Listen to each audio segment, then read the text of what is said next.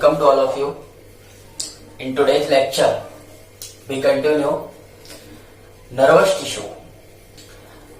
You remember that in previous lectures, we already discussed about epithelial tissue and connective tissue.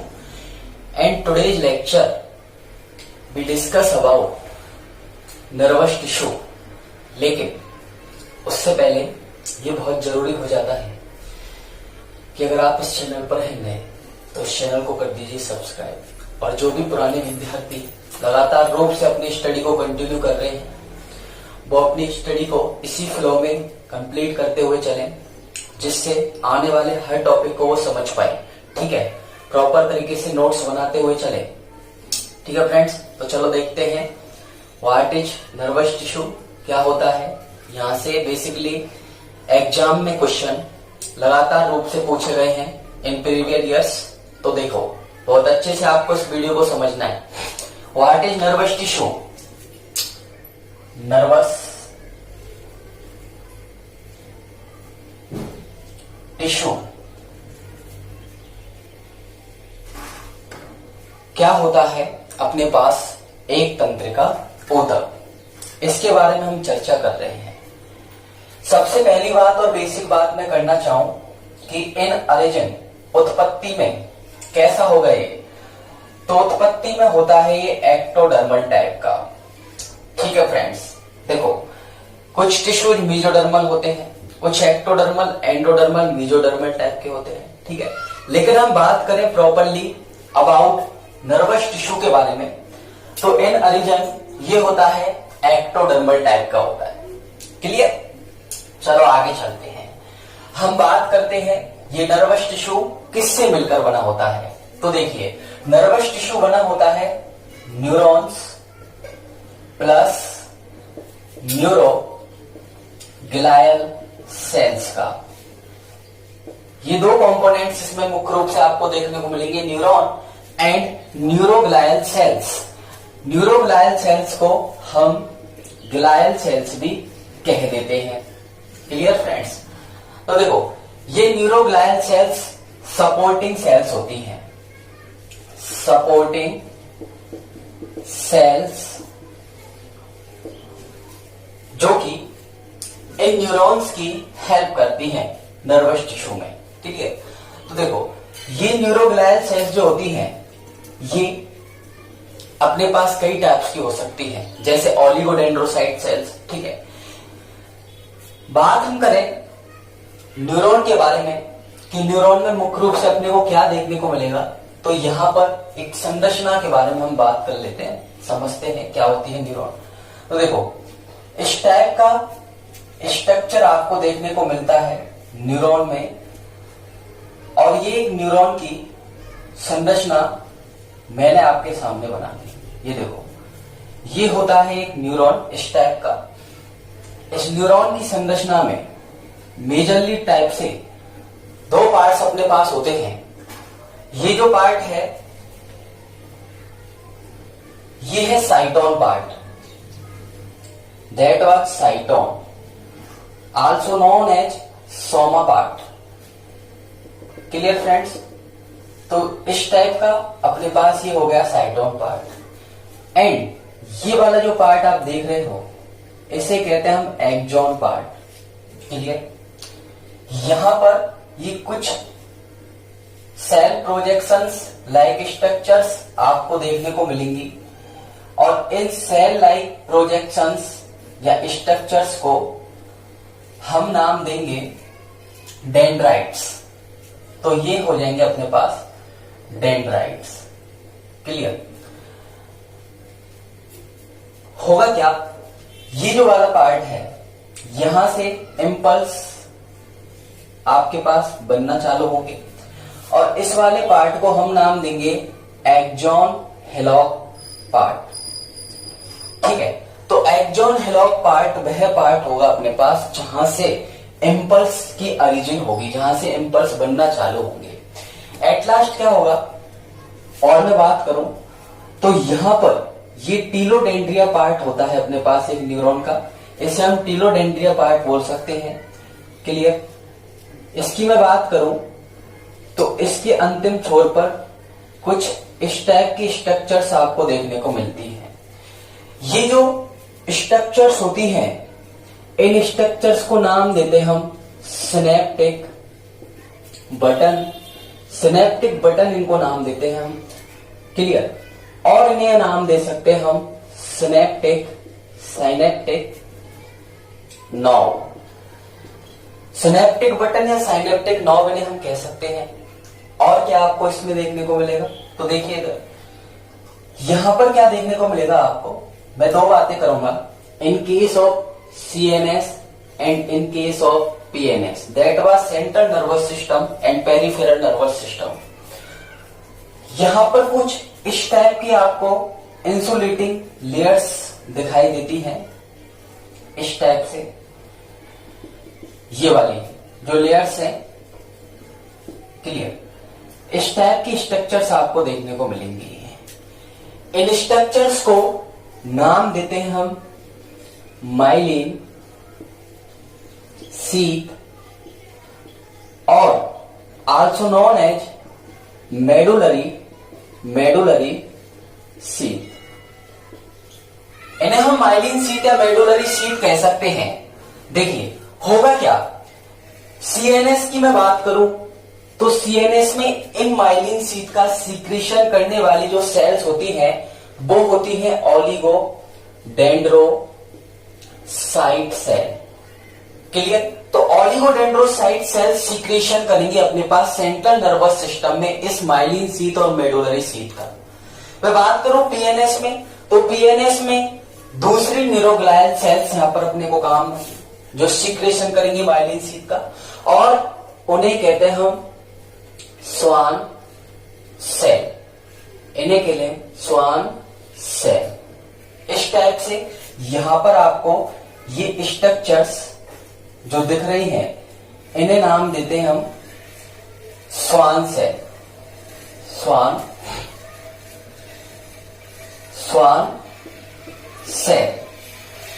Cell also known as neurolemmocyte, और इन्हें हम कह सकते हैं न्यूरोलेमोसाइट। ये वाला जो पार्ट देख रहे हो आप, इन स्ट्रक्चर ऑफ न्यूरॉन, इस पार्ट को हम कहते हैं टीलोडेंड्रिया, और इसे कहते हैं हम टर्मिनल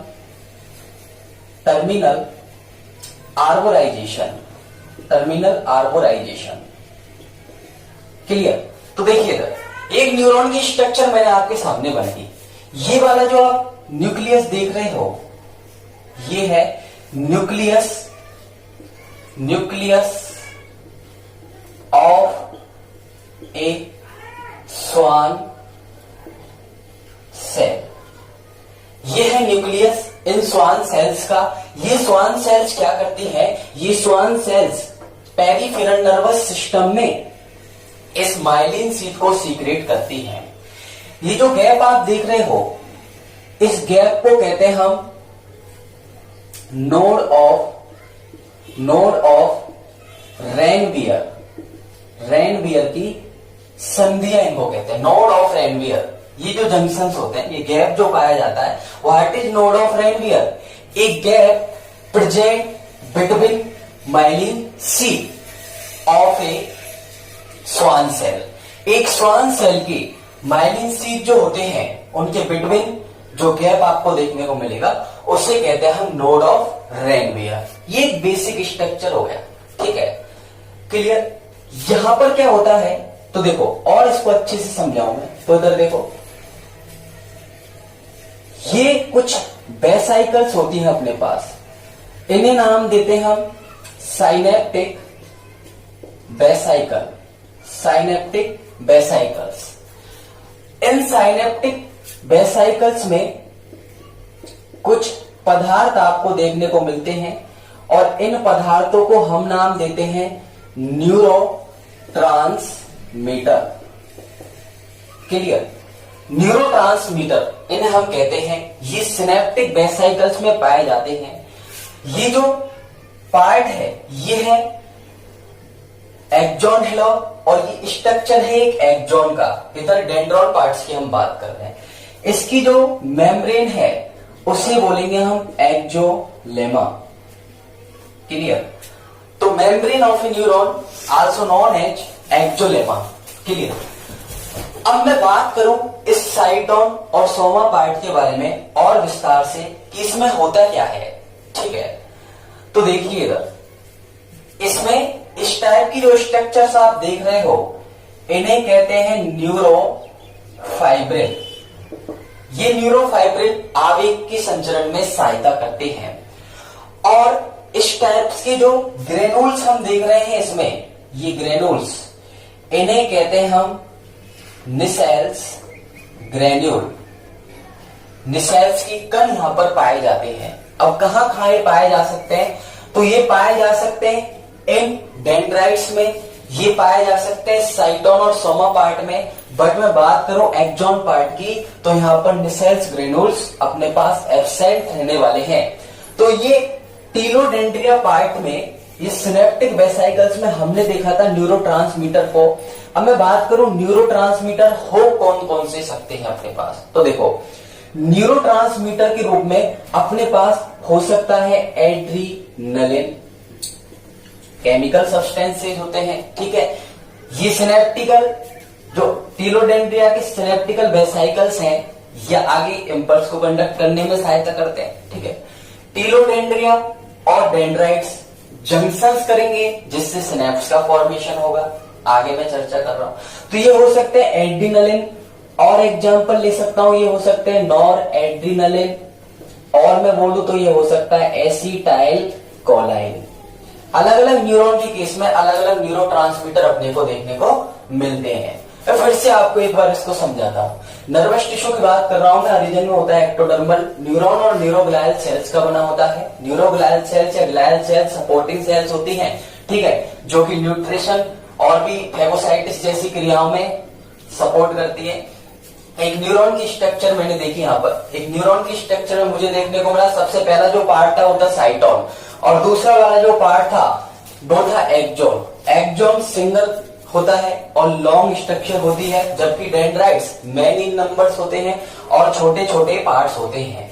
मैंने बात की साइटोन पार्ट की, तो साइटोन में मेरे को क्या क्या देखने को मिला? तो साइटोन में मैंने देखा निसेल्स ग्रेन्यूल्स को, और यहाँ पर पाए जाते हैं एंडोप्लाज्मिक रेटिकुलम और पाई जाती है गोल्जी बॉडीज। ठीक है, इन निसेल ग्रेन्यूल्स को हम ट्रिगोइड बॉडीज भी कहते हैं। ठीक है, ट्रिगोइड बॉडीज भी हम निसेल ग्रेन्यूल्स को कह रहे हैं। तो चलो आगे देखते हैं और क्या होता है नर्वस टिश्यू। तो देखिए फ्रेंड्स, अभी मैंने आपको एक स्ट्रक्चर को बताया था जिसमें आपने आइडेंटिफाई किया था एक न्यूरॉन के स्ट्रक्चर्स को। तो उससे रिलेटेड कुछ इंपॉर्टेंट बातों को मैं यहाँ पर डिस्कस करने जा रहा हूं आपके साथ। तो देखो, सबसे पहले मैंने बोला था कि न्यूरॉन के स्ट्रक्चर में होता है अपने पास साइटोन, और साइटोन को हम कहते हैं सोमा। ठीक है, और दूसरा वाला जो पार्ट अपने को देखने को मिला था वो दूसरा वाला पार्ट था अपने पास सेलुलर प्रोजेक्शंस। और इन सेलुलर प्रोजेक्शंस में हमने टू टाइप्स की प्रोजेक्शंस को देखा था, जिनमें फर्स्टली थे अपने पास डेंड्राइट सेल्स एंड सेकंड था अपने पास एक्सॉन पार्ट। जो डेंड्राइट थे ये small and many in number अपने पास प्रेजेंट थे। बात करूं मैं एक्सॉन के बारे में तो ये था अपने पास सिंगल एंड लॉन्ग। क्लियर? तो सेलुलर प्रोजेक्शंस में टू टाइप्स को हमने देख लिया था, डेंड्राइट्स एंड एक्सॉन पार्ट। ठीक है, मैं बात करूं कि cytoplasm of a neuron called as neuroplasm. आपको याद रखना है, जो साइटोन पार्ट होगा अपने पास एक न्यूरॉन का, उसे बोलेंगे हम न्यूरोप्लाज्म। और इस न्यूरोप्लाज्म में क्या क्या आपको देखने को मिलेगा? तो इसमें पाई जाती है एंडोप्लाज्मिक रेटिकुलम, इसमें पाए जाते हैं गोल्जी बॉडीज। इसमें पाया जाता है अपने पास Nissl's granule. These Nissl granules also called as tigroid bodies. इन्हें हम ट्रिगॉइड बॉडीज भी कह सकते हैं। ठीक है, तो साइटोप्लाज्म में और अपने को क्या देखने को मिला था? तो हमको देखने को मिले थे न्यूरोफाइब्रिल्स, क्लियर। और हमने क्या देखा था? यहां पर पाया जाता है इसका न्यूक्लियस। ठीक है, तो ये सारी के सारी स्ट्रक्चर्स अपने को देखने को मिली थी इस न्यूरोप्लाज्म के इनसाइड। अब मैं बात कर लेता हूं थोड़ा, व्हाट इज माइलिन शीथ? क्या होता है अपने पास माइलिन शीथ? तो देखो, ये जो माइलिन शीथ होगा अपने पास, इसे नाम देंगे हम मेडुलरी शीथ। इसे मेडुलरी शीथ भी हम कहते हैं। और ये जो मेडुलरी शीथ होता है, it's made up of phospholipid and protein. ये बना होगा अपने पास फॉस्फोलिपिड और प्रोटीन का। और आगे चल के क्या करेगा? ये फॉर्म करेगा इंसुलेटिंग लेयर को, ऊष्मारोधी परत का निर्माण करेगा। इस ऊष्मारोधी परत के निर्माण करने से क्या होगा? जब भी इंपल्स ट्रांसमिटेड होंगे, उनका संचरण होगा, तो एनर्जी लॉस वहां पर कम देखने को मिलेगा, बिकॉज ये इंसुलेटिंग लेयर का फॉर्मेशन करेगा। फॉस्फोलिपिड और प्रोटीन्स के बने होते हैं माइलिन शीथ। क्लियर बात? अगली बात मैं करूं, क्या होते हैं अपने पास? Tigroid bodies, also known as Nissl's granule. तो होते क्या है ये देखो, ट्रिगॉइड बॉडीज और निसेल्स ग्रेन्यूल्स क्या होते हैं? तो मैं बात करना चाहूं उनके बारे में। तो ये साइटोन और सोमा पार्ट में पाए जाने वाले छोटे छोटे कण होते हैं, डेंड्राइट्स में भी पाए जा सकते हैं। बहुत अच्छे से मैं इसको समझना चाहूं तो इधर देखो, ये होते हैं राइबोन्यूक्लियो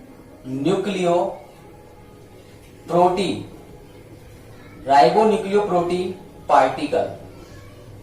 ठीक है, बने किसके होते हैं? ये बने होते हैं एमआरएनए और रफ एंडोप्लाज्मिक रेटिकुलम के। मैसेंजर आरएनए और रफ एंडोप्लाज्मिक रेटिकुलम के बने होते हैं। अब आप जानते हो ये जो फंक्शन करेंगे वो इनका विशेष फंक्शन होगा, और ये फंक्शन करते हैं प्रोटीन सिंथेसिस का फंक्शन करते हैं। तो कुछ इंपॉर्टेंट पॉइंट्स हैं जिनको आपके न्यूरॉन के स्ट्रक्चर से रिलेटेड याद रखेंगे आप। ठीक है फ्रेंड्स, तो चलिए इससे आगे अपने को पढ़ना है टाइप्स ऑफ न्यूरॉन के बारे में, वहां हम और विस्तार से चर्चा करते हैं। ठीक है फ्रेंड्स, तो अपनी पढ़ाई अब लगातार रूप से करते रहिए। चलो ठीक है, थैंक यू फ्रेंड्स।